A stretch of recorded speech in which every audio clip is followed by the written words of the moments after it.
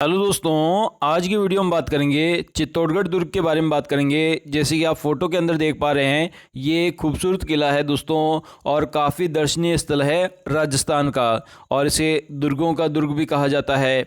तो इस किले से जुड़ी आपको संपूर्ण जानकारी इस वीडियो में प्रोवाइड कराई जाएगी। अगर आप इस किले को देखना जाने चाहते हो और इसके अलावा अगर एग्ज़ाम के लिए प्रिपेयर कर रहे हो राजस्थान के दुर्गों को, तो आपके लिए ये वीडियो काफ़ी इंपॉर्टेंट होने वाला है, क्योंकि किले की हर जो दर्शनीय चीज़ है उसके बारे में डिटेल से आज बात करने जा रहे हैं दोस्तों। तो बने रहिए दोस्तों वीडियो के साथ। तो शुरू करते हैं दोस्तों वीडियो को। तो सबसे पहले बात करते हैं कि जो चित्तौड़गढ़ का जो दुर्ग है उसकी महत्वपूर्ण तथ्यों के बारे में बात करते हैं। तो जो चित्तौड़गढ़ का दुर्ग है वह एक गिरी श्रेणी का दुर्ग है, मतलब एक पहाड़ी पर बना हुआ ये दुर्ग है, और इस दुर्ग की ऊंचाई 1810 फीट ऊंचा है। और चित्तौड़गढ़ दुर्ग का कुल क्षेत्रफल 28 वर्ग किलोमीटर क्षेत्रफल में ये फैला हुआ किला है, और ये राजस्थान का सबसे बड़ा किला है। और क्षेत्रफल की दृष्टि से सबसे बड़ा दुर्ग चित्तौड़गढ़ दुर्ग को कहा जाता है, और इसकी जो परिधि है वह 13 किलोमीटर क्षेत्र में फैली हुई है, और इसका कुल क्षेत्रफल 28 वर्ग किलोमीटर है। नेक्स्ट बात करते हैं, चित्तौड़गढ़ दुर्ग राजस्थान के चित्तौड़गढ़ जिले में स्थित है। चित्तौड़गढ़ दुर्ग की आकृति व्हेल मछली के समान है। चित्तौड़गढ़ दुर्ग का वास्तविक नाम चित्रकूट दुर्ग है, और इसे बाद में चित्तौड़गढ़ दुर्ग के नाम से जाना गया है। और जो चित्तौड़गढ़ का दुर्ग है वह मेसा के पठार पर स्थित एक दुर्ग है। और इसके अलावा चित्तौड़गढ़ दुर्ग गंभीरी तथा बेड़च नदियों के संगम या किनारे पर स्थित दुर्ग है। और इसके अलावा श्यामल दास की पुस्तक वीर विनोद के अनुसार चित्तौड़गढ़ दुर्ग का निर्माण 7वीं शताब्दी में चित्रांगदन मौर्य ने करवाया था। 7वीं शताब्दी में श्यामल दास की पुस्तक के अनुसार। और इसके अलावा चित्तौड़गढ़ दुर्ग का आधुनिक निर्माता महाराणा कुंभा था।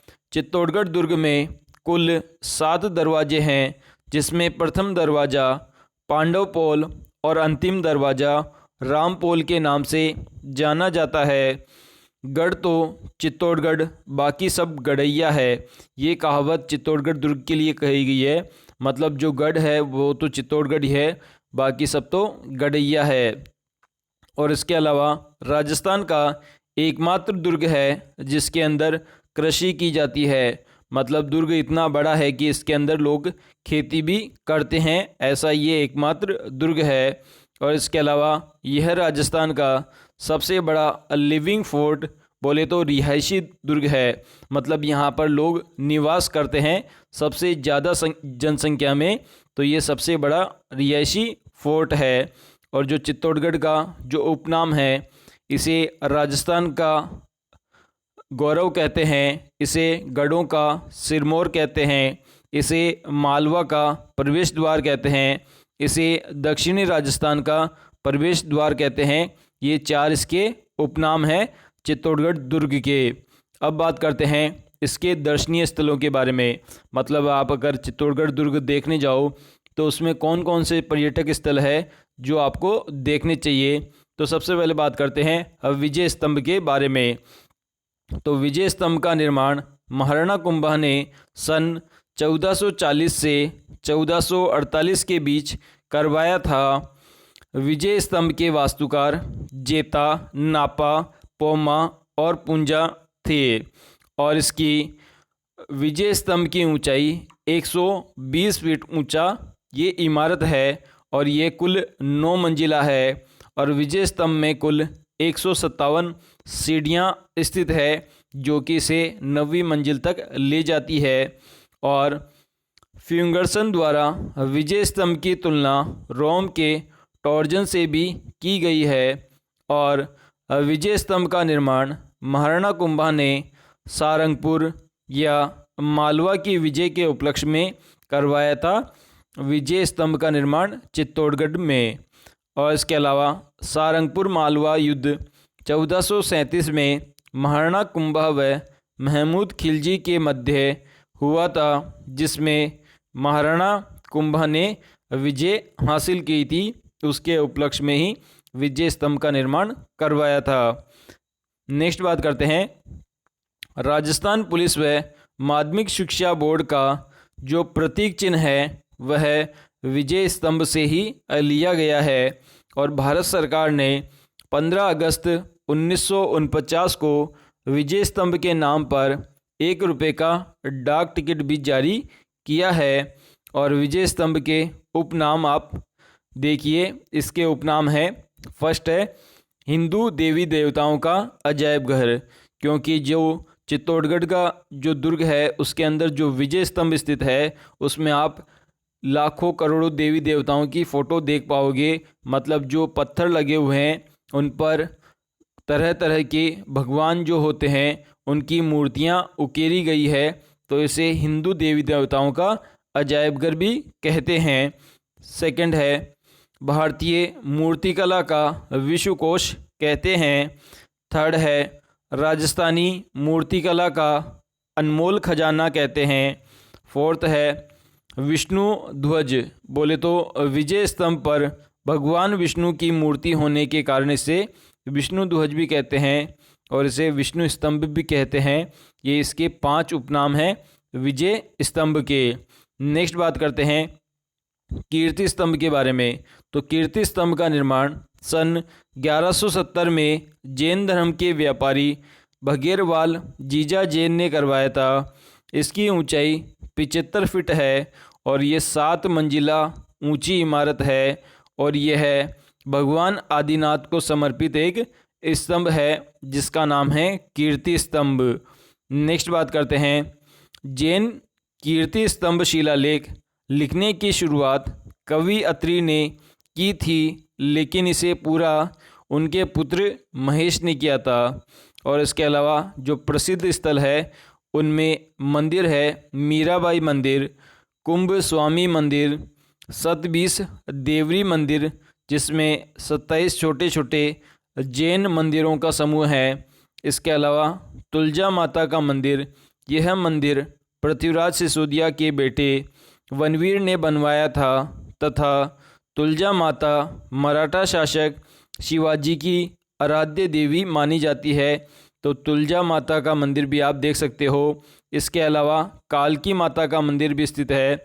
इस मंदिर का निर्माण मौर्य वंश के राजा मानमोरी ने करवाया था तथा यह मंदिर राजस्थान के भगवान सूर्य का सबसे प्राचीनतम मंदिर है जिसका नाम है कालिका माता मंदिर। नेक्स्ट है श्रृंगार चौरी, यह मंदिर जैन धर्म के 16वें तीर्थक शांतिनाथ का मंदिर है जिसका निर्माण वेलका ने करवाया था। इसके अलावा समृद्धेश्वर का मंदिर, यह मंदिर राजा भोज ने बनवाया था जिसका जीर्णोद्धार महाराणा मोकल ने करवाया, इसलिए इसी मंदिर का नाम मोकल जी का मंदिर भी कहते हैं। तो इस प्रकार से ये मंदिर है जो कि आप देख सकते हो। इसके अलावा 2-3 प्रसिद्ध छतरियाँ भी हैं जिसमें रैदास की छतरी और जिसे रैदास या रविदास मीराबाई के गुरु थे उनकी छतरी भी यहाँ पर स्थित है। सेकंड है कल्ला जी की छतरी यहाँ पर स्थित है और थर्ड है जयमल और फत्ता की छतरियाँ। तो ये 3 छतरियाँ भी आप यहाँ पे देख सकते हो। इसके अलावा हवेलियाँ हैं स्थित, जयमल व फत्ता की हवेली, सेकंड है सलूम्बर की हवेली, थर्ड है भामाशाह की हवेली।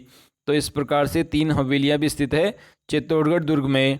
और महल की बात करें तो यहाँ पर 3 महल स्थित है, गोरा व बादल महल, फत्तल प्रकाश महल, कुंभा महल।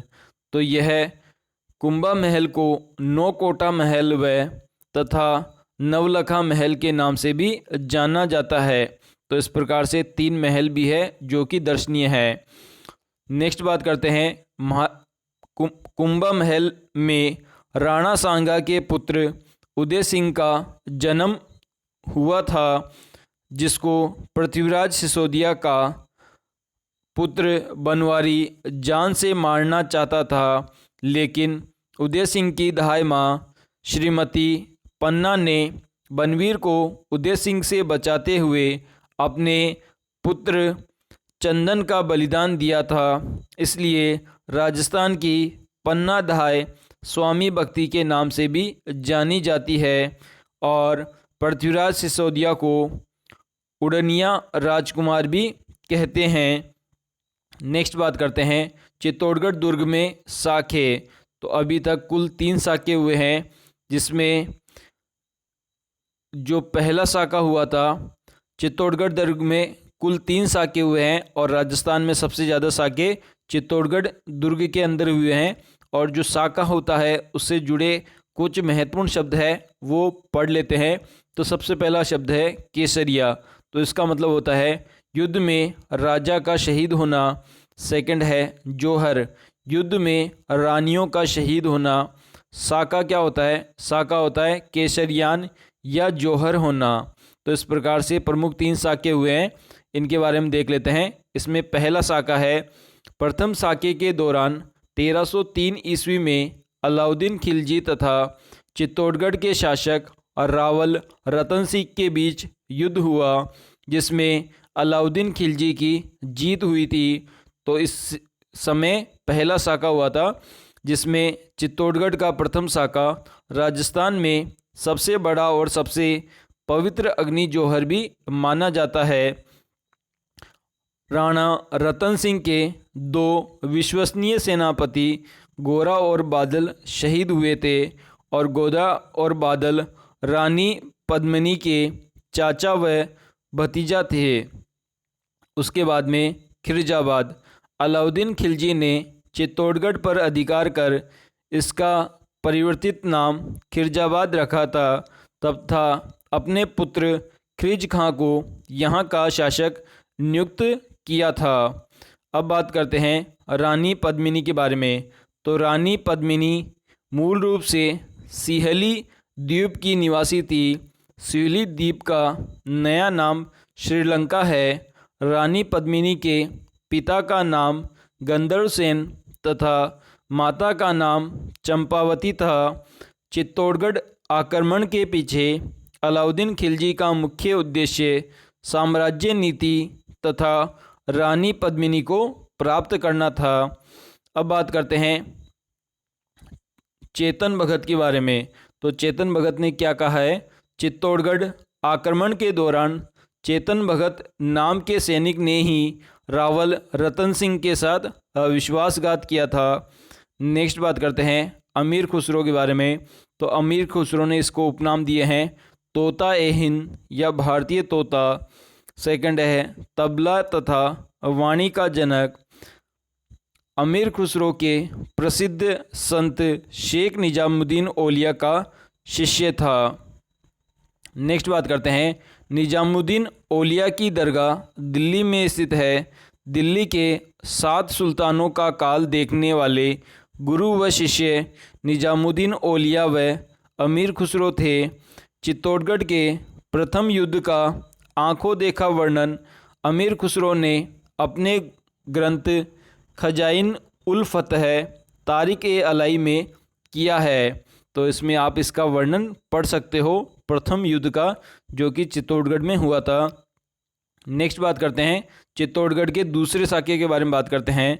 तो चित्तौड़गढ़ में दूसरे साके के समय 1534 ईस्वी में गुजरात के शासक बहादुर शाह व राणा सांगा की विधवा पत्नी रानी कर्मावती के बीच युद्ध हुआ, जिसमें बहादुर शाह की जीत हुई थी।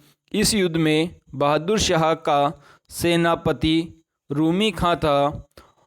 राजमाता कर्मावती ने सहायता हेतु मुग़ल शासक हुमायूं को राखी भेजी थी, लेकिन हुमायूं समय पर नहीं पहुंच पाया, इसलिए यहाँ पर दूसरा साका हुआ था।